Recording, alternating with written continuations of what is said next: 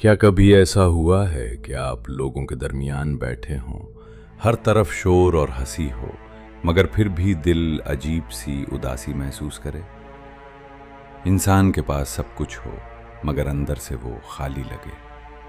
شاعر مشرق اسی کیفیت کو بیان کرتے ہوئے کہتے ہیں: دنیا کی محفلوں سے اکتا گیا ہوں، یا رب کیا لطف انجمن کا جب دل ہی بجھ گیا ہو۔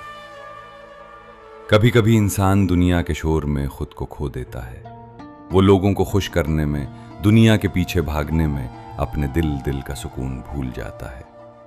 پھر ایک وقت آتا ہے جب محفلیں بھی خالی لگنے لگتی ہیں، باتیں بے معنی محسوس ہونے لگتی ہیں اور دل اندر سے بجھنے لگتا ہے۔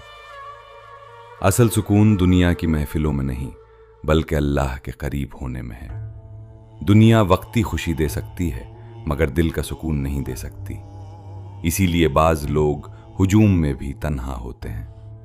سوچیں، ہم دن بھر دنیا کے لیے بھاگتے ہیں مگر اپنے دل کے لیے کیا کرتے ہیں؟ کبھی خاموشی میں اپنے رب سے بات کی، کبھی اپنی تھکن اللہ کے سامنے رکھی۔